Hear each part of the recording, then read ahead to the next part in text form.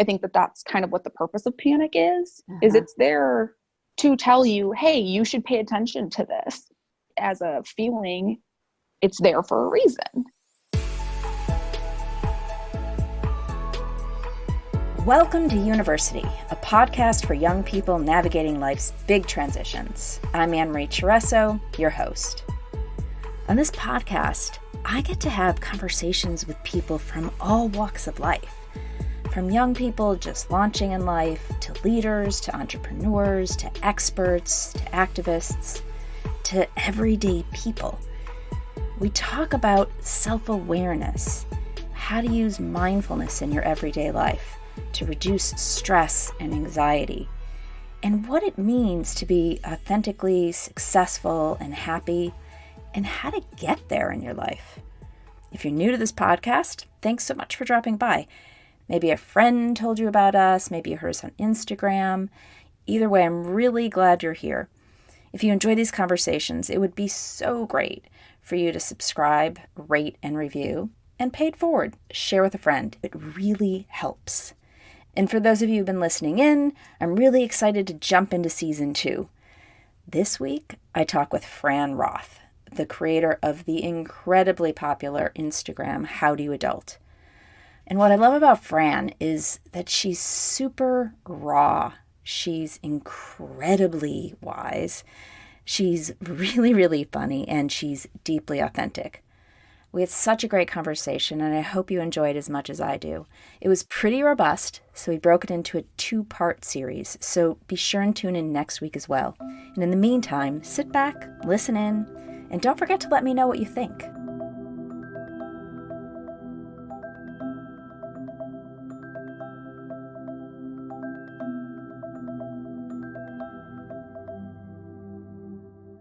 I graduated from college in 2016, started working full-time, and things were fine. Everything was fine. Really good job. People that I cared about, I worked with them, things to do that I cared about, things that could help the world. But I still was like, I'm sad, and I still have a lot of feelings. And what's wrong with me here? Why can't I, more or less get over myself was like this dialogue within my own head.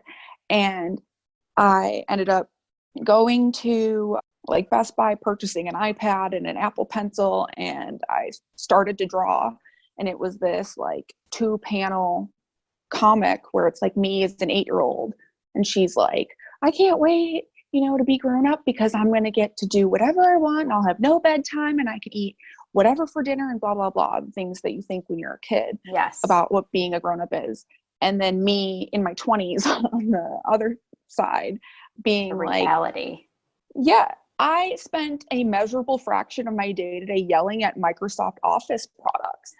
This is literally not what 8-year-old me signed up for. I feel like I've been lied to, which,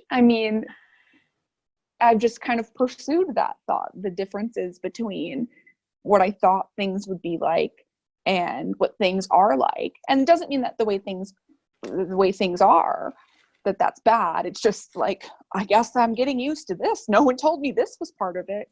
And I started to make more and more drawings, based off of that first one. And the people I have around me are really great. And they're like, Fran, this is so cool. You got to do something with this. I'm posting it on Reddit, la, la, la. And so I went, no, I can cut out the middleman here. I'll start an Instagram. And so yeah, that was 2 years ago. And that's just me dealing with my feelings. It literally was just a creative outlet for me to projectile, not vomit because that's gross, but to I don't know. Express yourself. Yeah. Express yourself. In a way that worked for me, in a language that I could communicate in. That's been very cool. Had you always done that, or was that a new discovery? Because you went to You went to Best Buy and got yourself an iPad, and was that your intention, or was it just sort of this organic, I'm just following my impulse right now to do this thing? I woke up that day and I was like, this is what I'm doing. So in real life, real life, whatever that means. I did air quotes. That's important to know that when I say real life, I don't mean that, but I'm a scientist. And one of the things that I really connect to from like a creativity perspective, and this is actually an old George Carlin bit, which is awesome because I thought this before I heard that. And then I was like, yes, he's validating it. But one of my favorite concepts is entropy, and just the idea that things should always be getting more chaotic. A system should not go the other direction, meaning, okay, here's an analogy. If you throw an egg at the ground, it breaks. Like that's the direction that physics moves in. So to go the other direction takes an enormous amount of work. And so when I have those moments of like, throw the egg, I like to pursue them because I'm like, there's a reason for this. And being an adult like allows me to. Yeah. Because I felt the need to defend that like weird impulse of mine, because that is really like, irresponsible. But wait a minute. Are you telling me that you think your impulse to go get this iPad was irresponsible? Is that what you meant? Oh yeah. Like I spent way too much money on like all of this. And I'm sad and I have feelings. This is what I want to go do today. March in there, get it, putting it on a credit card, which I paid off right away, but it's still like all of those little pieces to the puzzle where it's like, you shouldn't be doing these things. All those like, voices in your head. Yeah. Or like, this doesn't make sense. What are you doing? Yeah. And then there's the other half of me that's constantly going, okay, well, I'm going to try. Does it anyway. Well, this is so important, I think, because we talk a lot about that on this podcast. It's the shoulding voices versus the essence voices, the wanting voices. Like, what is my core desire wanting? Yep. And when we follow that, that's why when you use the word impulse, it was like my impulse to go. I was like, yes, follow that impulse, because that impulse always takes you in the right direction. If it's coming from core, like coming from the truth of who you are, versus when you're compulsive and you're doing things, compulsively. There's a difference between those two. And I love this impulse that you followed, because look where it's led you. Yeah. I mean, I just think that I guess when I hear the word impulse, I think about it as like the impulsive and the negative connotation that, I mean, I don't feel this way about that word, but I don't know, definitely the way that I perceive that is as a negative trait. Yeah. And I'm like, no, it's cool. It's like spontaneous. It's just not, watered down. Yep. Spontaneity is good when you're following your impulses. And again, the distinction between them coming from like a core part of who you are. One of the other things we talk a lot about on this podcast and we teach a lot is feeling your feelings. And everyone has their own way of expressing themselves. And it really doesn't matter how you express yourself. It just matters that you do, that you honor what you're feeling and you express yourself. And this whole piece that you talked about just a few minutes ago, like everything looked good on the outside. I had a decent job. I had good friends. Like my life was looking good, but yet there was still some nagging inside me, something sad. And I needed to address it. And so what if some of us do? Some of us, most of us ignore our feelings, or we run from our feelings, or we drink or drug our feelings away, or whatever. We eat our feelings away. We have self-destructive ways, which makes perfect sense. No judgment. We're all just toddling around how to be emotionally intelligent. I'm nodding aggressively to everything you're saying because that's the narrative of me and everyone around me, where it's you are searching for something to suppress that. Right. And you find things that are louder than the voices in your head. And usually the things that are louder can be destructive. And your impulse, like your natural, organic sort of essence impulse, if you may, was go draw. Like express yourself through these drawings. And I love that you listened to that voice and honored it, even though you had the other heavy voices shooting you to death. Like, that's irresponsible. That's too expensive. Why would you do that? That doesn't make any sense. Like all of those voices that we all have inside us. And yet there's some part of you that was able to push those aside and not let them take over. Yeah. I mean, I don't want to take away from like the grandness of what you just said, but I'm going to by saying what I'm going to say, where it's very much a YOLO mindset. Uh-huh. Which is Tell so everyone stupid. what YOLO means for anyone who might. You only live once. Yeah. And so it's kind of like, fuck it, I'm going to do it because I don't know if I'll be here tomorrow. And I, more and more, you know, it's not that I'm thinking that left and right about everything, but I'm getting good at selecting my YOLO moments where it's like, no, this is going to matter to me. I'm going to do a lot of this. I'm going to go overboard on this because I know it is important, as opposed to being irresponsible. And I'm learning that about myself, that I'm getting closer to being able to have like a batting average of 1. Say more about that. What do you mean? Where YOLO when I'm impulsive, that I get it right. And it's not me I got it.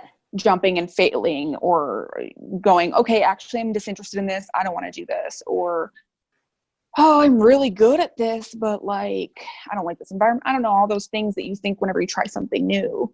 I don't know, I look, or when I have those feelings when I try something new, I'm like, okay, it's not this. And I go on to whatever the next thing is. So describe those feelings. What are the feelings when you know it's not this? I feel like I shouldn't be me. I can make changes, but I can't change. So there are certain like fundamental pieces, core pieces to who I am as a person that people can choose to dislike, and that environments it doesn't mesh well with. It's like if you take a snowball to Florida, snowball is not going to do a good job there. And I never really realized how much environment matters until I started collecting more and more moments where I'm like, oh, I'm being like 100% me, like living 100% my truth right now. And like, it works. Like, I feel like good. I feel like I'm in a groove. And, you know, I can get those feelings sometimes in places where it, you know, maybe isn't, I don't know, like where I'm supposed to be. But when I find them happening closer and closer together, it's kind of like that hot and cold game. Yes.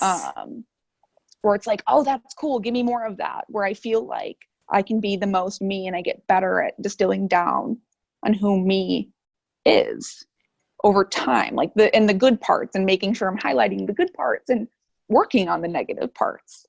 That's kind of my whole infrastructure to life, I guess. Yeah. And I really like that you're pointing to this idea that we don't just wake up one day and have it all figured out. It is like the game of hot and cold. And every day is this opportunity to get closer and closer to being, you know, I'm going to put one word on, I think, of what you're describing. The word I'm going to use is aligned, or in alignment. Mm-hmm. So to be whole and complete. And what that means is I'm showing up wholly as who I am, who this body, mind, soul, spirit, whatever, all of these parts are together and they're like integrated so that it's all making sense. And so sometimes we make choices that are sort of off the reservation, that aren't aligned. And that's fantastic, because all that is data. You're a scientist, you know, it's like data. It's like, oh, there's some data. And now I know. Yeah. And I mean, if you could imagine me as a tiny person, I was the worst, because I would get told, don't do that. And then when no one was looking, I would go do that, because I'm like, well, why? You didn't tell me why I shouldn't be doing that. You didn't make it matter to me. You just thought I would take the truth that I know you know to be true, but you thought that I would get the reasoning behind it. And so that's just totally taken over my adult life, where I'm like, okay, people say things about this, but I want to try. What do I think? What's my opinion? That matters to me, and knowing how I feel about all this stuff matters. Yeah, you can't know based on someone else telling you. You can only know by your own experience. But I think so many people do. I mean, if you even look at people who are in college, how they vote, it's like how their parents vote. Mm-hmm. It doesn't mean that they feel those things, that they're in alignment with that, but it's, oh, that's what I know and that's what's comfortable. And or that's what culture's saying, or that's what my friends are saying. Or right, and this is what makes sense, and like it's working for me, so I'm not going to think about it from a different perspective, because it's fine. And I do that about infinity things a day, but I don't know, I'm just kind of a snot in the way that I don't like being told what to do or to say or how to act or how to dress or how to be without it being like, hey, here's context that you can explain because you're a human being, not a thing that I'm teaching instructions to. Not a robot. Yeah. The way that you're describing you finding the truth of who you are is like trying things on. I use this analogy a lot. It's like going to a shoe store, right? And you're like, you see 50 pairs of shoes and there's a lot of them you like, and maybe even a lot of them you own, but A, you can only wear one pair at a time. And B, there's always the most comfortable pair, like the one that you reliably go to. To me, that feels like the journey to our true self. Like we can try on other things, and every now and then we can go out with a different fancy pair of shoes, but God knows I'm always going to just put on my Uggs because that's the most comfortable pair of shoes I own. And those are the ones that I most like, or whatever. And for some people it's stilettos, and some people it's Nikes, and it doesn't matter what they are, just as long as they fit you. And I feel like that's what you're talking about here. You're talking about like, just keep trying until it feels right for you, the hot and cold game. And honestly, I think that How Do You Adult allows me to do that. Hey, I'm feeling this. Does it resonate? Or I don't know. It allows me to put a bundled thing out into the world. And I mean, that's not just me. I think that that's artists in general, putting a thing out in the world and going, does someone get it? And lots of people get it. And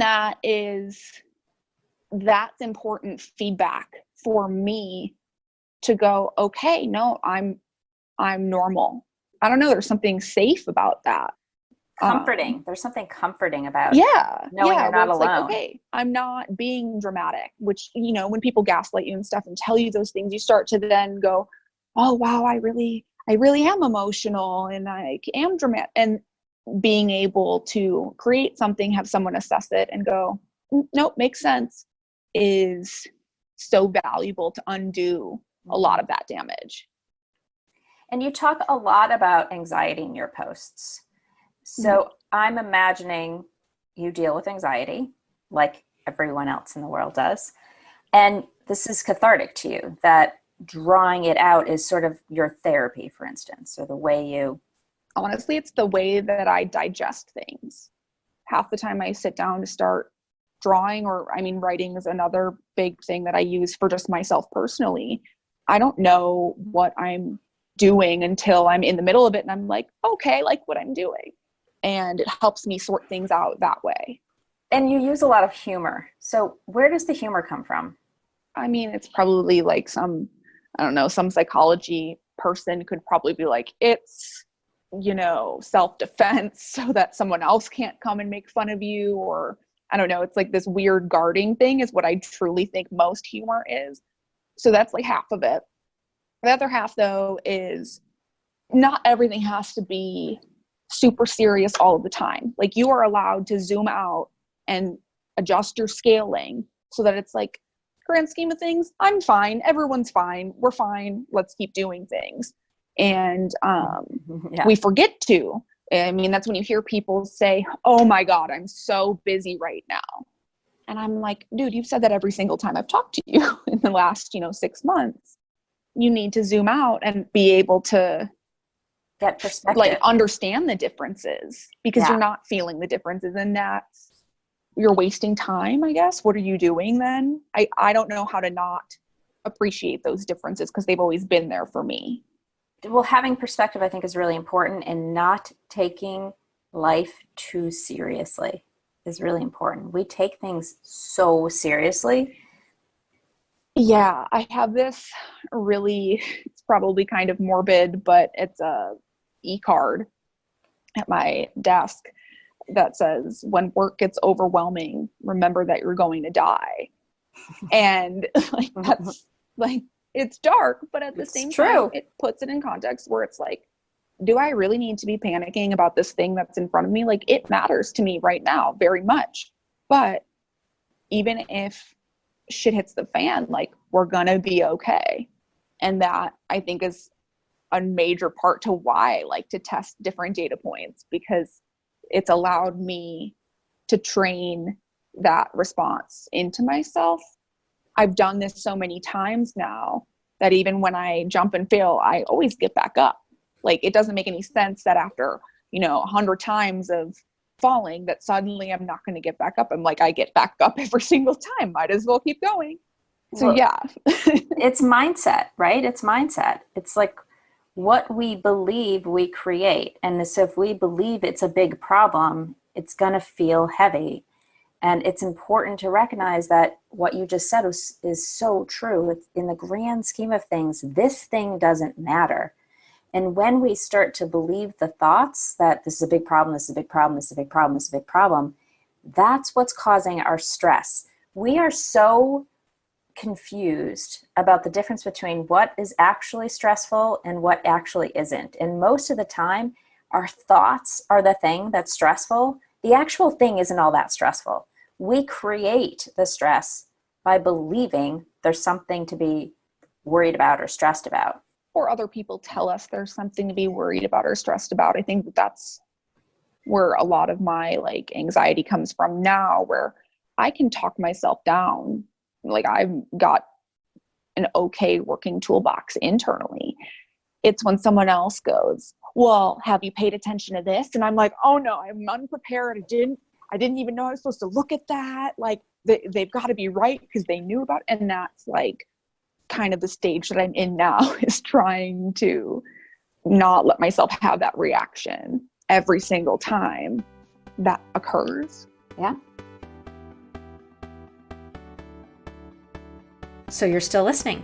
So it's highly likely that you're really into this podcast. And it's even likelier that you're a curious person who wants to dig deeper. I am really excited to announce the launch of my online membership meditation community for young people. Each week, we gather live online. Yes, I said live. And we practice together. Each 30-minute call begins with a short meditation, which is followed by some live coaching from me, and we end with some Q&A. Look, we all spend so much time online disconnecting from each other. This is the opportunity to spend some time connecting together, building our self-awareness, becoming more conscious, and simply feeling better. Don't miss out. To register now for your free trial, head over to annmariecheresso.me or text meditate to 474747, and I'll be on the lookout for you.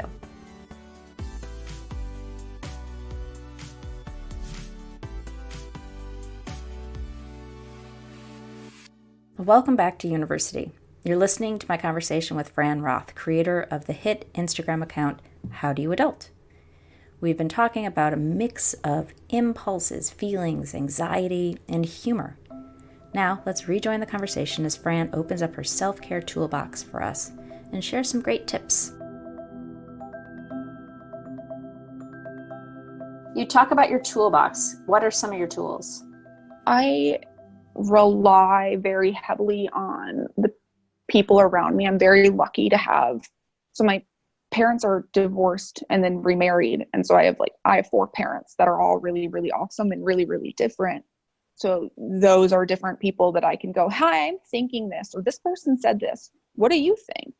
And even though I might not agree, going back to that whole trying on idiom, that's what I'm doing. I'm listening to them and going, nope, we're not on the same page. What you're saying is not going to work for this. And I'll go somewhere else. Oh, I love this. I think that that's the primary thing that I do, where I don't feel resolved until it's resolved. When I'm like, nope, this is what I'm doing now. I've made up my mind about this. I've educated myself to some extent about it. I panicked.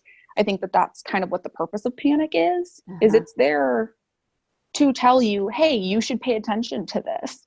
We just need to adjust it back down sometimes because it can get too loud and overbearing. But it, as a feeling, it's there for a reason. Yes, I'm so glad you said that. I want to kind of put an exclamation point there for a second, please. One of the beliefs that we all have is some feelings are good and some feelings are bad. So happiness, joy, playfulness, love, compassion, those are all good feelings. They go in the good box. And then stress, anxiety, fear, sadness, they go in the bad box. And the bad box gets banished and the good box gets celebrated, which is just upside down. And I think the point you're making here is so important, is that they're here for a reason. Every emotion we have is here for a reason. So even if it's a quote unquote negative emotion, which I don't believe in negative emotions, sadness is here. It's here to inform me. It's informative. It's a messenger. To listen and take the opportunity to do so. And it's really, really, really uncomfortable to do that, to spend time with the you that isn't the nicest you to be around. I also think that that's why people don't handle their bad emotions, quote unquote bad emotions, well. Again, having the weird modern family that I had, and I'm an only child too, so it was all eyes on me all the time. I had an ally in one of them all the time. When I would be spiraling in some type of way, getting mad, throwing a hissy fit, or working myself up into an anxiety attack and being bitchy and rude, or whatever my negative reaction, however I was handling something I didn't like, they were always it was all four of them were always very much like, hey, that's not very nice. And I understand what you're trying to say, but that's not how you say it. You have to say it in a way that is like communicatory. That's not a word. You can't just be throwing fists, because we're trying to help you communicate. And being able to have that, I mean, of course that wasn't all the time, but that's totally how, when I think about any conflict with my family as a child, they were short-lived, because eventually they came down to, hey, I feel this way. Oh, well, that made me feel this way. Oh, that makes sense. My bad. It's kind of where everything went.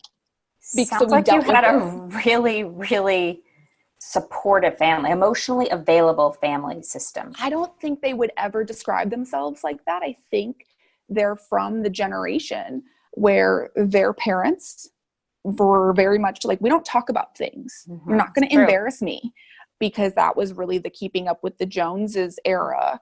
And so that's what they grew up with, which is why people my parents' age, I clearly have my own theories on life entirely because I think too much. But I think that's why you get a lot of people, in their 40s and 50s getting divorced, because they went, okay, I tried everything that I was supposed to do. Now I'm fucking tired of it, and I want to do what I want now. And their narrative was altered from the people who came before them. And no one's wrong. Those were all learned behaviors from the way that society functions. So it's fine. But my parents, which had that, well, man, I didn't like when my mom told me that wasn't something to talk about. So when I brought it up, they were like, oh, this sucks. And they didn't always like it, and they weren't always good at it. But they never let anything be not said. It was always going to get said somewhere. And that's dealing with the negativity. Otherwise it festers. It festers. Well, totally festers. And you're right. We hand down from generation to generation our belief systems, and we go one of two ways. We either attach to the belief system and perpetuate it, or we act in reaction to. So we undo. So pendulum swings total different direction. Yeah. And it sounds like your parents kind of swung a little bit in a different direction, which was a beautiful gift. Well, yeah. I mean, and so of course, like, nobody's perfect and no parent is perfect, but I recognize the role that that communication style played in my ability to be able to communicate how I'm feeling. And that is easily one of my favorite things about me, that I can do that. And it's cool to be able to say that, to be like, I like that I can do that I can tell you, to the smallest iota of a piece, exactly how I'm feeling, because that's kind of been my whole life up until this point. And I never thought that people didn't do that until I went, holy crap, you have no idea where you're located, like emotion wise. I think self-awareness is the single most valuable life skill for any of us to have. It's the foundation of being in relationship to ourselves, being in relationship to significant others and people, being in relationship to people we're working with, being in relationship to the guy at Starbucks. It doesn't matter. Yeah. self-awareness is the key to success in my mind, because without that, we're acting unconsciously or we're not aware. So we're behaving in So I'll ways stack on top of that and say, in order to learn when people don't like you or your behavior is not liked or whatever, you're going off of other people dealing with their bad emotions, their negative bad emotions improperly. And so that's when you get people acting passive aggressive or, pretending like everything's fine and then getting too drunk and blowing up on someone, or, whatever way. Like, that feedback is really hard to read because you're reading a whole bunch of false signals in return through their filters. So to be self-aware is really hard. And I think that that's like the cool thing about the internet, and which is why beyond a knowledge perspective, a knowledge of self perspective is what made it thrive. Because you could be whatever and you could figure out what that was. Even if that was some weird dude who lives in your mom's basement, plays Dungeons and Dragons. Like, you're living your truth, buddy. Good for you. Well, this is what I like so much about How Do You Adult organically evolved, because it came from the essence of who you are, from this moment of like, I'm sad, I'm going to go get this thing. I make this thing, I post this thing, people like this thing, people say I want more of this thing, I keep doing more. And next thing you know, I have 174,000 followers.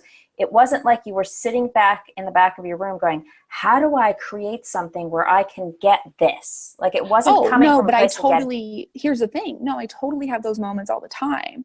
Which moments? Of, oh man, this post got really bad engagement, or I'm not doing enough. Oh, I should make a post about this because someone else did and it did well, or, this is a current event. And so that's got to be relatable, where I don't know. And those are the moments really of in authenticity. Mm-hmm. When you're trying to be something for something else rather than just expressing yourself. Yeah. And so, asking me about my toolbox, definitely one of the tools that I use is catching myself when I'm doing that and going, and honestly, this is going to be a really gross analogy, but it'll get the point across. Love it. If you go to the bathroom to take a shit, it just should happen relatively quickly. If you're sitting there for an hour, forcing it and pushing, it's probably not right. Like, it's probably not the time. Doesn't mean you can't, doesn't mean you won't. It just means this is not, like, you are going against what you should be doing. Because if you should be doing this, then you would be doing it. Like, does that make, like, so it's gross to think about it like that. But at the same time, and I'm sorry I'm like this. That was really fun. Because otherwise it's like, dude, what are you doing? You're just sitting there like grunting and pushing and making yourself frustrated and uncomfortable with your pants around your ankles. Like, get your life together, go do something else. This is clearly not very useful. I mean, I kind of do that to myself and go, you're pushing really hard. Like, what's going on? Like, you shouldn't be pushing this hard. Pushing a little. Yeah. Like, sometimes you gotta, but you shouldn't have to spend all of your energy in order to get yourself to go and be whatever to create. Like, you shouldn't have to do that. You're doing it wrong then. There's a difference between hard work and working hard and like effort. You can put a lot of effort into something that comes effortlessly, right? Like, I imagine you work really hard on creating your posts, but at the same time, it's like an effortless expression of who you really are. And I think there's this work ethic. Think about what we've been handed down from generation to generation to generation since the Great Depression is you have to work hard. You have to work hard. If you're not working hard, there's something wrong. Mm-hmm. And you're lazy. Yeah, there's something wrong. You're lazy, or, and also this idea that work isn't fun. Like, it's not fun. And I want to flip that whole thing upside down, because that's not my experience. My work is loads of fun. I love what I get to do. And I work really hard. But right. I'm generating joy in my work. It doesn't mean that it's not sometimes difficult, or I have bumps, or, there's struggles every now and then. Like you just said, occasionally bump up against resistance or difficult times. But it should bring you joy, not stress. It's hard though, and I'll put that, because I agree, but I'll put that in context with How Do You Adult. I mean, I love doing How Do You Adult. I like being creative in that way. I was smart. I was a, honors kid. I got straight A's and was supposed to go to a good college, and I was good at math and science. So that's what you go do. And it didn't mean that I didn't like it. I mean, I definitely would say that I liked other things more, but I'm like, oh, that's what the world is telling me to do is this. So that's what I'm going to pursue. And I think, what you're encouraging of, living your truth, it's like, yes, that's totally what you should be doing. But when the voices all around you are like, what? You want to be an artist? What are you going to do to make money? It becomes really hard to pursue just pure things that you're good at. Of course. And that brings so you have to and I think a lot of people find that as like a stopping point where I'm like, oh, okay, you can't do just like, I love taking naps. I'm not going to go make a life out of taking naps. If I could, I'd be doing it. I actually don't believe that that's true, to be honest with you. And people say this all the time. So I'm going to interrupt you for a minute. We all say that, like, this is the big argument. Like, oh, I would just be doing this all the time if I wanted. And it's not true, because what's in us, like our natural essence, the core, like that pull, that desire that we have, like your desire to do this artwork and express yourself, that's living in you. That wants to come out and be expressed. And that's when we create space for it, we actually, we naturally are drawn to do that. Right. And so I'm not like, I use sleep all the time as kind of like a ridiculous example where it's like, okay, sure, you're not wrong, but there's things that you don't have to work that hard at making yourself do. Those things doesn't mean that you're perfect at them. It doesn't mean that it's not hard work to get yourself to be better and to build on that. But it's like you're not overcoming this huge activation energy every single time. Sometimes you have no motivation or like lulls of no motivation. And I don't know that, but that's just something that's not taught, to trust that. Yes. People don't push that. I totally trust you. Like, I trust this part of you that created How Do You Adult, because it came from such a natural, organic place. And I trust the part of you, and I want to start talking about this now for this segment of our conversation. I'm so sorry. I'm taking up your whole evening. No, I love this, because you're right. I don't want to deny that there's the real world that we live in that says you have to make a living, you have to pay your bills, and there are ways in which we have, designed the world such that there's a way to do that. And one way to do that is you go to college and you get a particular kind of degree, and you get a particular kind of a job, and then you get a particular kind of housing situation that pays the rent. And, we put all those pieces together and we lead a happy life. And sometimes that formula works for people and sometimes it doesn't. You're so fascinating to me because you're a scientist. When you first told me you're a scientist, I'm like, what? Like, what is she talking about? That is like, how do those two pieces go together? And what I'm hearing and what I'm seeing so many of us do is first we get ourselves, Maslow's hierarchy of needs. We get our basic needs met. Then once our basic needs are met, our creativity has some freedom, right? Like, we're loosened up a little bit because we're not in a place of fear trying to get our lives together. The thing that I describe it as is we're not living, and like fighting one another over wild boars in, the middle of the forest. It's like, we've got leisure time and we have now time to think, which other civilizations that have done that crumble shortly thereafter because they're like, nope, that's too much. We couldn't handle that responsibility. And I'm like, I like that responsibility. I think that responsibility is a lot of fun. Like, what a cool place to be able to function in. I don't know. That's where I'm at, if that makes any sense. Yeah, it makes total sense. Like, in the space of freedom, this part of you rose up, and it's filling a very core basic need of yours, which is express yourself through art. It wouldn't be my way. Like, that would not be my way because that's just not my thing. My thing is another thing.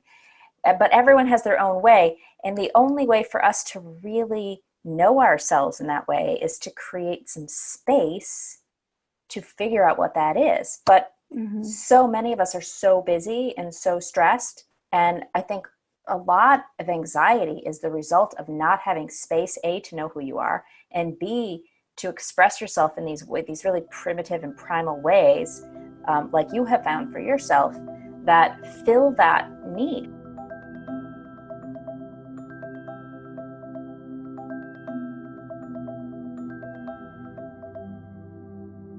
That was Fran Roth. You can find her at How Do You Adult on Instagram and Facebook. Thanks so much, Fran, for spending time with me. I think your words and insights will be really helpful to our listeners. And that's not all. Next week, we'll talk about Fran's life post-college, her definitions of success and happiness, and her vision for How Do You Adult. Now I've got a little homework for you. In this episode, Fran really brilliantly talked about feeling your feelings and the purpose of panic. Like, can panic actually have a purpose? We talked about putting our feelings in our good box and our bad box. And the good emotions we welcome, and the not so good ones we banish to the basement and avoid like a bad rash. This week for homework, I want you to begin to notice what you do when you notice a negative emotion arising in you. Now, the job right now, for now, is just to build your self-awareness, so we're just simply going to practice noticing what your impulse is. For instance, you may go right to your phone, grab a pint of ice cream, go to sleep, shop, drink, drug, blame, criticize. There are tons of options. We call this a drift move. And a drift is when we move away from what is occurring within us, particularly when it's in the bad box, and we don't let ourselves actually feel what's occurring. We don't want to. We resist it. So Fran points out that even panic can have a purpose. Even our negative emotions can have purpose. So if we avoid everything because we're uncomfortable, we're likely to miss out on some of the goodies, something we're here to learn. Panic is here for a reason. We need to pay attention. And our job is simply to build our muscle of awareness so that we can tolerate the not so good and be fully available to experience the joy.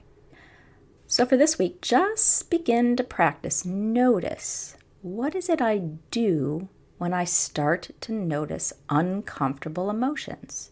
What is my favorite drift move? And as you begin to notice this week, pop on over to Instagram and let me know what your favorite drift move is, and I'll share mine with you.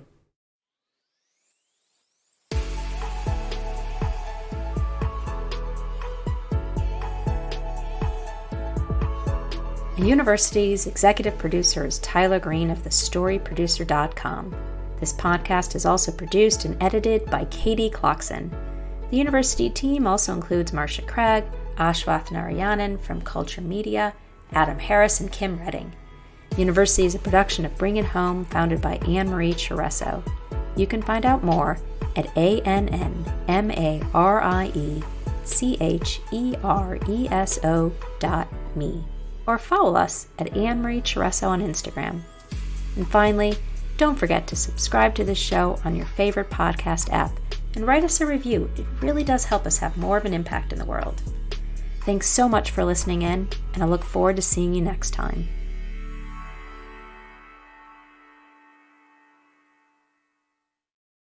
If you take a snowball to Florida, snowball is not going to do a good job there.